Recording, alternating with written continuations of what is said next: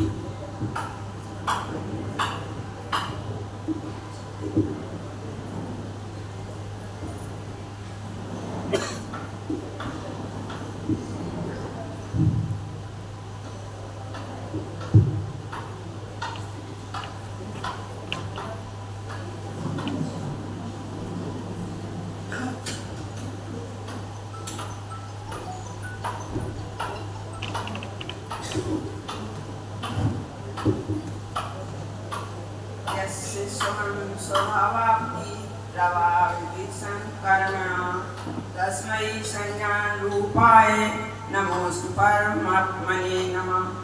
1008 श्री आदिनाथ भगवान की जय। मूल नायक श्री पारसनाथ भगवान की जय। बोलो महावीर भगवान की जय। बोलो आचार्य तपाचार्य आचार्य सन्मति सागर महाराज की जय। आचार्य गणाचार्य पुष्कन सागर महाराज की जय। आचार्य तपोश्रमणि भारत गौरव मम दीक्षा गुरु अंतर्मना गुरुदेव प्रसन्न सागर महाराज की जय। उपाध्याय श्री सोममूर्ति पीयूष सागर महाराज की जय। आचार्य संघ की जय।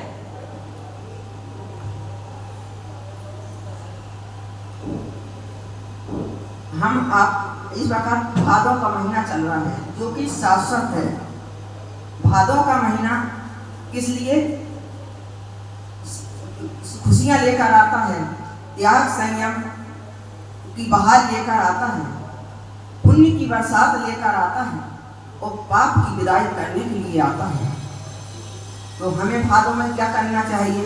आज यात्री आए भादों के महीने की खुशियां मनाते हुए कि हम दर्शन करने आए अच्छी बात है। इस त्योहार को दिगंबर सितंबर दोनों ही संप्रदाय बहुत अच्छे से मनाती हैं और त्याग संयम में रहती हैं, क्योंकि ये महीना त्याग संयम धर्म का है और करना भी चाहिए। हम जैनी हैं, किस लिए हमने जैन कुल में जन्म लिया, किस लिए, ये सोचने की बात है। लेकिन आज सोचता कौन है इन बातों को? सोचने के समय ही नहीं है। लेकिन फिर भी जैनी भी 3 तरीके के होते हैं। एक तो सदाबहार जैनी जो हमेशा देव शास्त्र की पूजा अर्चना, अभिषेक, गुरुओं को आहार देना, बैया वृत्ति करना, ये सारे काम करते हैं, वो सदाबहार जैनी है। एक भदैया जैनी होते हैं जो सिर्फ 1 महीने के लिए हमने कर लिया, साल भर की छुट्टी जो जमा किया उसका ब्याज हमने 1 महीने करके चुका दिया, काम खत्म। एक दसैया जैनी होते हैं जो 10 दिन पूजा की। और कुछ ऐसे लोग तो होते हैं जो मंदिर ही नहीं जाते, उनको पता ही नहीं है कि भादो क्या है, 10 लक्षणी क्या है, 16 कारण क्या है, हमें 32 उपवास करने चाहिए या 16 करने चाहिए या 10 करने चाहिए या 3 करें 5 करें 5 नहीं, कुछ तो करें।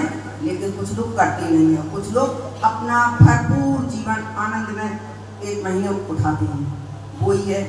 ऐसे ही हम समझ लो इसको जैनी। अब आप समझो हम कौन सी कैटेगरी के जैनी हैं, भादों वाले हैं या सदाबहार वाले हैं या 10 दिन वाली है नहीं। क्योंकि हमारे गुरु जी कहते हैं जैनी कौन जो छानकर पानी पिए, जैनी कौन जो रात्रि भोजन का त्याग करे, और जैनी कौन जो बाजार का न खाए। और पहले के लोग क्या नहीं था, पहले की महिलाएं भी काम करती थी, सारे घरों में शुद्ध बनता था। लेकिन आज तो सारे घरों में अशुद्धि है, किसी का खाने लायक पानी पीने लायक नहीं है। ये स्थितियाँ पैदा हो गई हैं। तो फिर हमें क्या करना चाहिए? हमें अपने जीवन को सुधारना चाहिए। आज इतनी यात्रा कर रहे हो, इन यात्राओं के साथ कुछ तो नियम लो। जैनी तो जब आप जैनी हो तभी तो यात्रा कर रहे हो, तभी इतनी गुरुओं के दर्शन, इतनी वंदना, भगवानों के दर्शन, कर रहे हो तो फिर आप जैनी बनो नहीं। क्यों जैनी नहीं बनोगे तो प्राप्ति भोजन छूटेगा नहीं। जैनी बनोगे तभी तो छूटेगा, तभी तो आप छान कर पानी पियोगे, बाजार का छोड़ोगे। तो ये चीज़ तो अपने में आनी चाहिए, लेकिन नहीं, ये चीज़ नहीं है। फिर भी अपने जीवन का विस्तार आदमी को चाहिए। जीवन में सुधार नहीं होगा।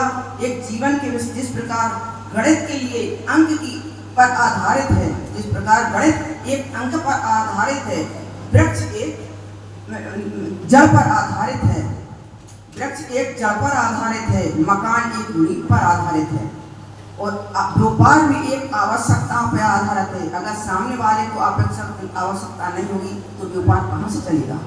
ऐसे भी जीवन भी एक धर्म पर आधारित है। अगर धर्म है जीवन में तो आपका जीवन है, अगर धर्म नहीं है तो जीवन नहीं है।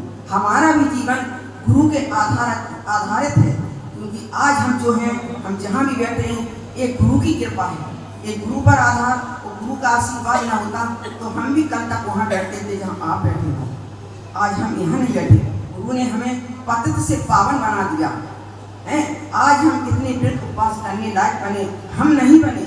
ये मुझ में ताकत नहीं है, ये मेरे गुरु का आशीर्वाद है, जो मैं इस उम्र में 70 साल की उम्र के अंदर इतने बड़े बड़े उपवास कर पाती हूँ।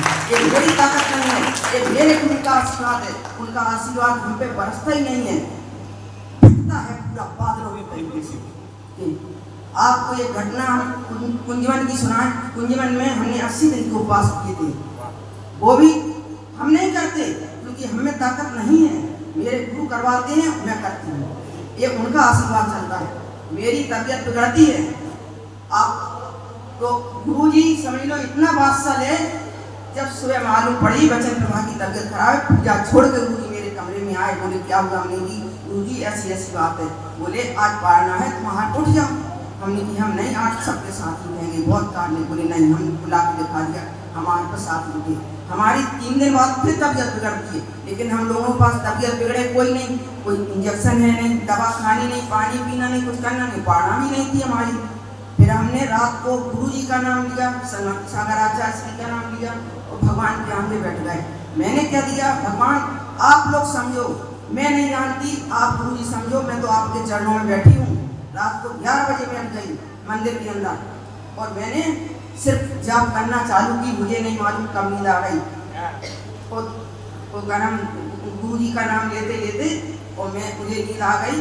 और क्योंकि तबीयत बहुत ज़्यादा खराब थी, मैंने की दवा मैं खाऊंगी नहीं, पानी में पीऊंगी नहीं, ये मैंने प्रतिज्ञा करी। जो होना वो होने दो, मैं अपने व्रतों को खंडित नहीं करूँगा। उस दिन तो पारना थी तो हमारी हमने ले लिया, लेकिन आज मैं व्रतों को खंडित। एक गुरु का आशीर्वाद, मैं सोए होते होते फिर आधी ठीक हो गई। मैं उठी, कमरे में आके सोई, सो के फिर देखा घड़ी 5 बजे। हमने किया अरे अपनी चर्या पूरी करनी है। मैंने सब कुछ किया, करने के बाद मैं वहाँ गई। जब पूजा विधान हमारे यहाँ होता ही 4 बजे से, तो वहाँ हम बैठे, हमें सब पूजा मिलेगी, वहाँ से बैठ के वहाँ से फिर हम लोग स्वाध्याय के लिए आए। स्वाध्याय पर सबके यहाँ थे, सिर्फ हमारे प्रभावी माता जी के आचार्य के यहाँ नहीं थे, क्योंकि हम तीनों पास में थे और भी साधुओं के नहीं थे, मतलब हम 3 लोग वहाँ रह गए। तो हमने आचार्य से बोला, आचार्य जी मेरी आप में ऐसी ऐसी तबीयत हुई और ये हमारे साथ हुआ। तो सब एक ही शब्द हमारे गुरु जी बोले, बचन प्रवाह, घबराना नहीं बड़ी तपस्या से कभी, अगर बड़ी तपस्या करोगी तो परीक्षाएं तो होंगी। ये शब्द मेरे आज के दिमाग में बैठा हुआ है और इसीलिए हम हिम्मत करते हैं और गुरु के नाम से आज हम जो भी चल रहे हैं, जहाँ भी चल रहे हैं, जितनी भी ऊर्जा है ये हमारी नहीं, ये मेरे उनकी आशीर्वाद की ऊर्जा है। आज हम 1-1:30 बजे रात को उठते हैं, पूरे दिन मंदिर में बैठे रहते हैं, तो देखने वाले देखते हैं। पूरे दिन मंदिर में रात को 8:30 बजे सिर्फ 1 घंटे के लिए आते कमरे में, किसके लिए, आँख में दवा डालनी है और कपड़े चेंज करनी है। उसके बाद पूरा टाइम मंदिर में देते हैं, क्योंकि हमें आने नहीं है, खाना है नहीं, पीना नहीं, तो फिर वहीं बैठो नहीं। ये जो भी ऊर्जा है, जो भी आज हमारे पास है और जहाँ भी हमें एक गुरु कृपा है, आप लोग अगर गुरु के चरण पकड़ लो तो बेड़ा पार हो जाए। गुरु है जीवन में सब कुछ है, गुरु नहीं तो कुछ भी नहीं है। आचार्य कहते हैं इस स्थाने गते धर्मा, अगर धर्म है जीवन में तो तुम्हारे पास सब कुछ है। धर्म से जीवन में धर्म ही जीवन को अनुशासित करता है और धर्म ही आगे बढ़ाता है और धर्म ही कहाँ से कहाँ ले जाए ये तुम्हें नहीं आइडिया लगता है। क्योंकि अगर धर्म करोगे तो सब कुछ अपने पास है, जीवन का संसार है अपने पास है। धर्म का शब्द छोटा जरूर है पर जीवन में बहुत महत्वपूर्ण है, बहुत महत्वपूर्ण है। धर्म से करने से शारीरिक मानसिक शक्ति मिलती है, धर्म से समाज में सम्मान मिलता है, धर्म से आपको क्या नहीं मिलता इसका आपको अंदाजा नहीं। धर्म है तो सब कुछ है, धर्म से जीवन का निर्माण होता है। आज हमारे जो जीवन का निर्माण हुआ है वो मेरे गुरुवर हैं। एक गुरु ही जीवन के शिष्य के जीवन का निर्माण कर सकता है, वो गुरु ही ऊपर उठा सकता है, घर में नहीं कोई कर सकता। परिवार भी है लेकिन परिवार की तरीका तुमको ले जाएगा। परिवार में क्या है, आज माता पिता ने जन्म दे दिया, उन्होंने भी संसार को दिया, उन्होंने इतना संसार को दिया। गुरु ने संसार को नहीं दिया, उन्होंने मोक्ष को दिया है। तो गुरु ने मोक्ष को दिया है, जो जिसको जिएगा वो उसी को देगा। इसलिए संसार का आदमी संसार देगा, मोक्ष देगा। आज गुरु क्या देते हैं, मोक्ष मार्ग सिखाते हैं, धर्म पे चलना सिखाते हैं। आज हम लोग जहाँ भी इतनी तपस्या संग में इस उम्र में सब लोग कर रहे हैं, इसलिए आज मेरे गुरु ऐसे हैं। अगर गुरु ऐसे ना होते तो हम लोग भी कुछ नहीं कर सकते। खाओ पियो मौज उड़ाओ जैसे सब जगह होता है, वो हम भी खाओ पियो मौज उड़ाने वाले होते हैं, लेकिन गुरु करते हैं तो ताकत हमको मिलती है, ताकत मिलती है तो आज हम लोग भी करने लगे। लेकिन यहाँ 70 साल की उम्र में ये बात हमारे गुरु बोल रहे हैं सही है। आप यकीन नहीं मानोगे, उस कोने से हमारे यहाँ का मंदिर, सिर्फ मंदिर इतनी दूर था, फिर भी हम छड़ी लेके चलते थे। सिर्फ इतनी दूर मंदिर था, ज्यादा दूर नहीं था, क्योंकि हम वहीं रहते तो इतनी दूर छड़ी लेके चलते थे। आज हम बाहुबली की यात्रा भी करके आए, आज उनके आशीर्वाद से हमारे गुरु जी जब हम चलते हैं और रास्ते में मिलते हैं तो इतने खुश होते हैं, बोले वचन प्रभा, क्योंकि उन्हें मालूम वचन प्रभा, लेकिन वचन प्रभा चलती हैं क्योंकि लक्ष्य है हमारा एक। आए हैं यहाँ किस लिए, ये जीवन जी रहे हैं किस लिए। घर में बहुत सुख, कोई बात की कमी नहीं थी, कोई बात की कमी नहीं थी, नौकर चाकर सब कुछ थे, हाथ में पानी मिलता था, लेकिन नहीं, इस जीवन में आज बुद्धि दी हमको भगवान ने, आज हमको ऐसे गुरु दिए, जैन कुल दिया, किस लिए, तो फिर समझदारी से काम लो नहीं। इसलिए आज हमने इस जीवन को अपनाया, इसलिए अपनाया कि हमारे ऐसे गुरु हमको दोबारा जीवन में तपस्वी नहीं मिलेंगे। पता नहीं आगे हमारे परिवार के लोग क्या, समाज के लोग कहते थे अगला भक्त देख लो, हमने अगला भक्त इसने देखा, ऐसे गुरु मिलेंगे अगले भक्त के लिए, ऐसा धर्म मिलेगा नहीं मिलेगा। जब हमें पास सब कुछ है, समझदारी भी अकल भी है, तो क्यों ना इस मार्ग को चुनूं। तकलीफ का क्या है, तकलीफ अगर हमारे भाग में तो यहाँ भी मिलेगी, तकलीफ भाग में तो वहाँ भी मिलेगी, लेकिन यहाँ गुरु का आशीर्वाद के साथ वो तकलीफ हमारी चली जाएंगी, वहाँ वो हॉस्पिटल में पट गए ले जाकर जाओ, तो ये है। इसलिए गुरु जो है, गुरु की महिमा बढ़नी न जाए। कितनी भी समुद्र को स्याही, जमीन को ले कागज बना लो तब भी नहीं लिख सकते। लेकिन आज एक बात सिर्फ अपनी बहनों से विशेष कर कहना चाहते हैं, शायद आपको ये शब्द हमारा बुरा लगे, लेकिन इसके लिए मैं पहले सॉरी बोल रही हूँ। आप ये देख के चला करो हम कहाँ जा रहे हैं, ये देख के चला करो हम कहाँ जा रहे हैं। कम से कम कुछ भी पहनो, दुपट्टा तो तन पे होना चाहिए, ये हमारी मर्यादाएं हैं। बुरी लगे हमको सॉरी, हमने पहले बोल दिया, दुपट्टा तो तन पे होने चाहिए हैं। ये देखो हम क्या पहने हैं, कोई खाली फ्रॉक पहने, और ये देखो सेल्फी हम कहाँ खींच रहे हैं, किसकी खींच रहे हैं, किसके साथ खींच रहे हैं, गले में हाथ डाल, ये गले में हाथ डालने की जगह नहीं है, एक झुकने की जगह है। जो सेल्फी खींची, रोकने के बाद भी तो आप लोग ने इशारा भी हमने किया आपको। ये चीज हमेशा अपने दिमाग में, आप किस कुल में पैदा हुए, जैन कुल जो सबसे उत्तम कुल है, अहिंसा का है, महावीर का है, उस कुल में जन्म लेने के बाद तुम ये हरकतें करो तो अच्छी बातें नहीं है। ये अपनी समाज को गिराने वाली, आज आप ये करोगे तो आप अपने बच्चों को संस्कार क्या दोगे, बोलिए आप अपने बच्चों को संस्कार क्या दोगे। एक बार अपना फोटो इस बेस में और एक बार साड़ी पहन के अपना फोटो दोनों निकालना और सामने रखना और फिर देखना आप किसमें सुंदर लगे, जिसमें सुंदर लगेगा। हमारे दिल को आज इसलिए दुख हुआ कि उनने गले में डाल के यहाँ फोटो खींचा, सेल्फी, कितनी गलत बात थी।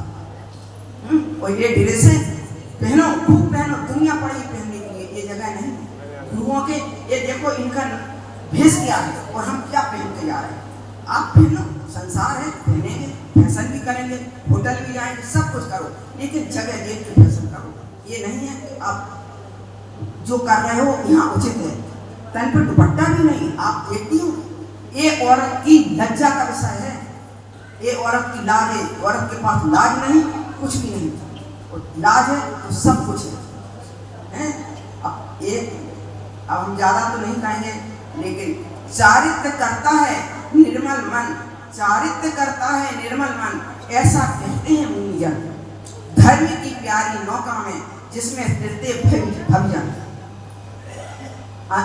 गुरु जी अंतस में जब भी झांकूं गुरुवर तुमको ही पाऊं, तेरी भक्ति खुशबू गुरुवर मन मेरा महकाऊं। महके ये तेरी कभी खत्म, महके ये मेरी तेरी कभी खत्म ना हो गुरुवर। गुरुवर की भक्ति में मैं बार बार चरणों में शीश झुकाऊं, चरणों में शीश